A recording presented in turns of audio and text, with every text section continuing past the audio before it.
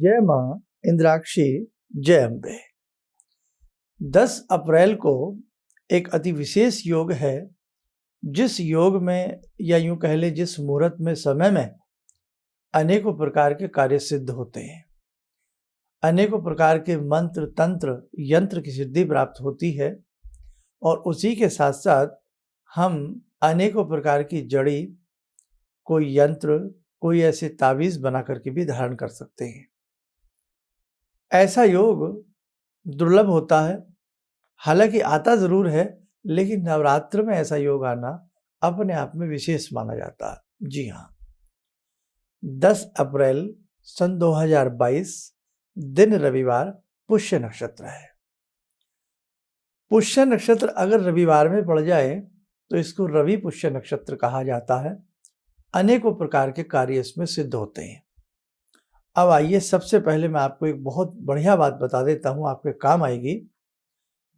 ज्योतिष में जब हम किसी को अपनी जन्म पत्रिका दिखाते हैं तो कोई हमसे कहता है कि आपके सूर्य कमजोर हैं या आपके सूर्य ऐसे हैं, इसके लिए आप माणिक्य पहनिए। बहुत लोग कहते हैं तो आपके पैसे बच जाएंगे।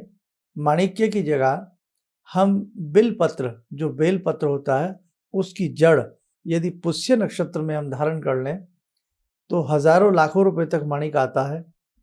और जड़ कितने की है? फ्री की। तो वो उस लाखों हजारों के माणिक्य से भी बहुत ज्यादा अच्छा कार्य करती है। तो आप उस जड़ को धारण कर सकते हैं जिनके सूर्य बहुत कमजोर है। एक बार हमने पहले भी सबको बताया था। दूसरी बात सुनिए, आपकी जन्म पत्रिका में कई बार बृहस्पति बहुत कमजोर होते हैं, संतान नहीं हो रही होती है, तो पुखराज पहनने की राय दी जाती है। बच्चे की विद्या में कमी आ रही है तो पुखराज पहनने की राय दी जाती है। और पुखराज की कीमत तो कुछ पूछिएगा ही मत, बहुत महंगा पुखराज होता है। या उसका अल्टरनेट, उसका सब्स्टिट्यूट पहना जाता है, येलो टोपैज। लेकिन वो इतना कार्य कर भी सकता है और कई बार नहीं भी, दोनों ही बातें होती हैं। इसके लिए भी एक जड़ी होती है। कौन सी? केले की जड़। केले की जड़ यदि आप पहन लें, चाहे वो रवि पुष्य हो चाहे वो गुरु पुष्य हो, कोई दिक्कत नहीं होती है। रविवार का दिन हो, पुष्य नक्षत्र हो तो पुष्य नक्षत्र बन जाता है। गुरुवार का दिन हो, पुष्य नक्षत्र हो तो गुरु पुष्य नक्षत्र बन जाता है। तो एक बात तो ये हुई कि आप नग नगीनों पे पैसे खर्च ना करके ये जड़ियां पहन सकते हैं। विधारा की जड़ बुध के लिए पहनी जाती है। बिच्छू जड़ी शनि के लिए पहनी जाती है। ठीक है। चंदन को नीले डोरे में बांध करके पहना जाता है। वो किसके लिए पहना जाता है? राहु के लिए पहना जाता है। ये सारी चीजें आप रविवार में ही धारण कर सकते हैं। मतलब सब नहीं, जिसको जो धारण करना हो, चाहे वो केले की जड़ धारण करे, बेलपत्र की जड़ धारण करे, बिच्छू जड़ी धारण करें, कोई किसी तरह का कोई वहम मत मानना, क्योंकि अपने आप में ये अनुपम मुहूर्त होता है। दूसरी बात, आपको किसी विशेष प्रकार के अनुष्ठान का यज्ञ करना है या नवरात्र का यज्ञ करना है। और इस बार तो देखो कितनी अच्छी बात, जो लोग नवमी करते हैं, एक तो अष्टमी होती है, अष्टमी में बहुत लोग कन्या पूजन करके, कढ़ाई आदि पूजन करके व्रत को पूर्ण करते हैं। कुछ लोग नवमी करते हैं, बहुत लोग नवमी करते हैं, अक्सर लोग नवमी करते हैं।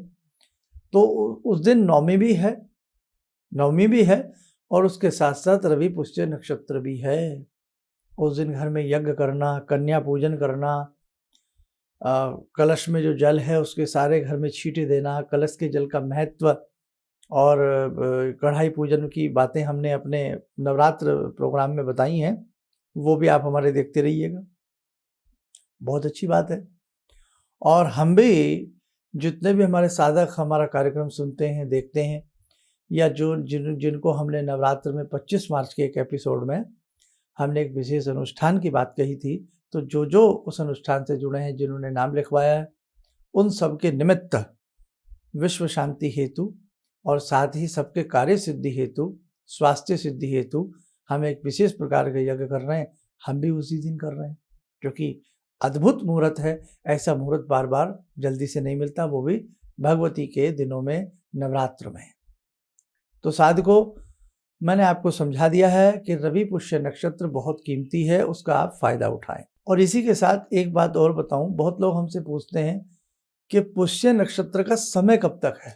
बहुत लोगों के मन में आ जाता है कि भाई हमें सुबह सुबह समय नहीं है, हमें दोपहर में समय नहीं है, किसी को शाम को नहीं है, कोई सुबह करना चाहता है कोई उपाय, कोई दिन में करना चाहता है। तो इस बार ये भी एक प्रसन्नता का विषय है कि जो रवि पुष्य नक्षत्र है, यानी कि जो पुष्य नक्षत्र है, ये 11 तारीख की सुबह 6:50 तक है। लेकिन आपको जो भी कार्य सिद्धि करनी है, हवन करना है, जड़ी धारण करनी है, कोई विशेष यंत्र बनाना है, वो आप कब बनाएंगे? वो संडे में बनेगा। तो संडे में कहने का मतलब पूरा दिन पुष्य नक्षत्र की घड़ियां हैं, पुष्य नक्षत्र का योग है, तो ये भी एक बहुत अच्छी बात है। अब जो नवमी कन्या पूजन करते हैं तो ध्यान रखना, वो उसी दिन बहुत सुंदर तरीके से, सूक्ष्म तरीके से यज्ञ कर लें। यज्ञ नहीं कर सकते तो कुछ ना कुछ पूजा पाठ वो लोग जरूर करें। कन्या पूजन रवि पुष्य नक्षत्र में हो जाएगा, बड़ा शुभ रहेगा। आगे एक चीज़ और बता देते हैं, जैसे मैंने जड़ की बात कही, तो उसके लिए वैसे तो हमारे पुराने कार्यक्रम देख लीजिए, नहीं तो 1 मिनट में हल्का सा बता देता हूँ। आपको कोई भी जड़ धारण करनी हो, मैं यहाँ बेल पेड़ की बात कर लेता हूँ, बेल वृक्ष की बात कर लेता हूँ। शनिवार की शाम को 1 लोटे में जल ले जाएं, इसे कहते हैं निमंत्रण देना, न्योता देना, आमंत्रण देना किसी को। हम किसी को शादी के लिए बोलते हैं, कुछ पहले कार्ड दे के आते हैं ना, विवाह की शादी का कार्ड देते हैं, चिट्ठी देते हैं, उसके बाद वो व्यक्ति हमारे घर आता। तो ऐसे ये निमंत्रण देना होता है कि एक दिन शाम को, शनिवार की शाम को जावें, बड़ा सा लोटा ले जावें, और वहाँ किसी धारदार हथियार से नहीं, मतलब किसी उससे शस्त्र से या किसी खुरपा छुरी से नहीं, कोई लकड़ी का ही कोई वैसा सामान हो, उससे वहाँ से उससे थोड़ा सा गड्ढा सा खोद लें जितना खोद सके, और वो 1 लोटा जल उस वृक्ष को प्रणाम करके उसमें डाल दें कि आपको प्रणाम है, और कल मैं आपको लेने आऊँगा, आपकी जड़ धारण करने आऊँगा, मुझे आप आज्ञा दें और प्रसन्नता के साथ आप मेरे साथ चलें, पधारें। अब रविवार की सुबह जब पुष्य नक्षत्र आएगा, तो रविवार की सुबह नहा धो करके, स्नान करके चले जाना, और वहाँ जा कर के प्रणाम करना, जड़ को छू करके नमस्कार कर लेना, और किसी नुकीली लकड़ी से उसे खोद करके थोड़ी सी जड़ ले आना, जड़ घर ला करके गंगा जल से अच्छे से स्नान करा लेना, कच्चा दूध हो उससे स्नान करा लेना, धूप दीप दे करके, अगर सूर्य के लिए जड़ धारण कर रहे हैं तो सूर्य के किसी भी बीजात्मक मंत्र को, ओम ह्रीम हम से, ओम ह्रांग ह्रींग ह्रौंग से सूर्याय नमः, किसी भी बीज मंत्र को पढ़ करके वो जड़ गुलाबी कपड़े में धारण कर लेना, ठीक है। यदि केले की जड़ लाते हैं तो पीले कपड़े में धारण की जाती है, और बृहस्पति का मंत्र पढ़ा जाता है, ओम ग्राम गिरीम ग्रोम से गुरवे नमः। अब देखो ये एपिसोड बहुत बड़ा हो जाएगा, संपूर्ण विधि बताऊंगा। इसके लिए आप हमारा नाम यूट्यूब पर डाल लें और उसमें लिखें कि बेल वृक्ष की जड़ धारण करने की विधि, वो प्रोग्राम सुन लेना। केले के लिए केले जड़ धारण करने की विधि और हमारा नाम डाल दें, तो वो आपको दोनों कार्यक्रम अलग अलग मिल जाएंगे, विस्तार के साथ सुन लेना, समझ लेना और कर लेना। सूक्ष्म सा तरीका मैंने बता ही दिया है। दूसरी बात, बहुत लोग घर में किसी मूर्ति को स्थापित करना चाहते हैं, तो पुष्य नक्षत्र है, रविवार का दिन है, नवमी का दिन है, बहुत अच्छा आप कर सकते हैं। बहुत लोग अपनी नींव पत्थर का पूजन करना चाहते हैं, नया काम शुरू करना चाहते हैं, उद्घाटन करना चाहते हैं, कोई दुकान का मुहूर्त करना चाहता है, कोई शिलान्यास करना चाहता है, तो कोई चीज़ नहीं खरीदना चाहता। आप 2 व्हीलर 4 व्हीलर भी यदि आप कुछ खरीदना चाहते हैं, या कोई भी आपकी ऐसी मंशा है, तो उस दिन का समय बहुत ही श्रेष्ठ है, और सबसे श्रेष्ठ भगवान के जप के लिए, भगवान के यज्ञ के लिए, चिंतन के लिए।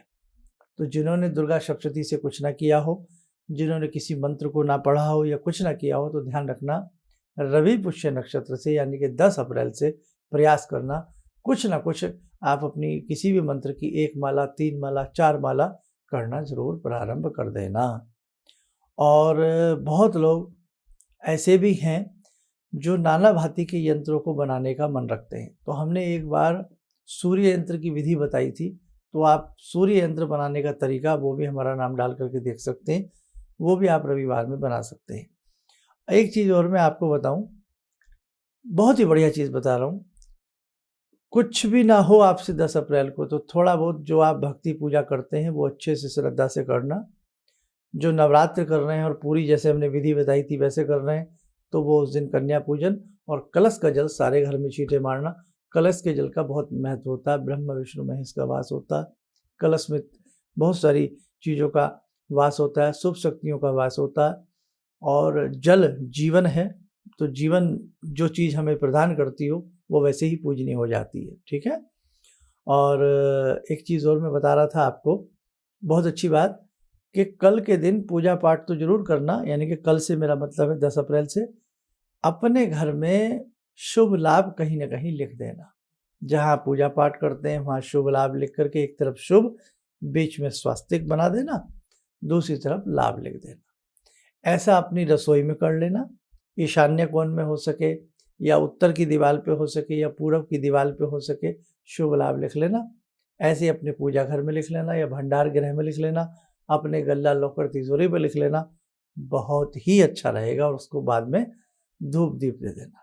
ठीक है, इतना ज़रूर शुभ लाभ ज़रूर लिख लेना, ताकि नया साल भी है हम लोगों का, हिंदी वर्ष है, सन 2079 में हम प्रवेश कर गए हैं 78 से निकल करके। तो नव वर्ष, नूतन वर्ष भी आप सबके लिए हंसी खुशी भरा हो, इसलिए शुभ लाभ अपने घर में जरूर लिखना। इसमें गणपति का वास होता है, लक्ष्मी का वास होता है, और आपको मनोकामनाएं पूर्ण भी होती हैं, और घर के अंदर आसुरी प्रवृत्तियां प्रवेश नहीं कर पाती। जो घर की मेन दहलीज है, ऊपर की चौखट है, मेन एंट्री, वहाँ पर भी आप शुभ और बीच में स्वास्तिक बना देना और लाभ लिख देना। ऊपर की जो चौखट होती है ना, एक तरफ शुभ, बीच में सतिया स्वास्तिक और एक तरफ लाभ लिख देना। सिंदूर से लिख देना, रोली से लिख देना, हल्दी से लिख देना, किसी भी चीज़ से लिख लेना, बहुत बढ़िया रहता है। ठीक है, तो बस आज के इसमें मुझे आपको इतना ही समझाना था। शुभ समय आ रहा है, हाथ से ना निकल जाए, इस मौके को गंवा मत देना। आप स्वस्थ रहें, सुखी रहें, इन्हीं शुभकामनाओं के साथ हम अपनी वाणी को विराम देते हैं। जय जय अम्बे। जहाँ तक मेरा व्यक्तिगत अनुभव रहा है, मैं फर्श पर पड़ा था, आज गुरुजी की कृपा से अर्श पर हूँ।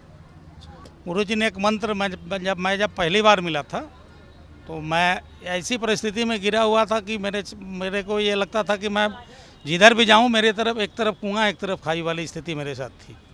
और गुरुजी ने वहाँ उस वक्त तो मेरे को 2 मंत्र दिया कि इसका आप पाठ शुरू करो, और 2 दान की सामग्री बताई थी, और उसको मैंने शुरू किया। और उसके बाद से उस वक्त से लेकर आज तक मैं फिर जिस स्थिति में था वो पीछे मुड़कर मैंने नहीं देखा।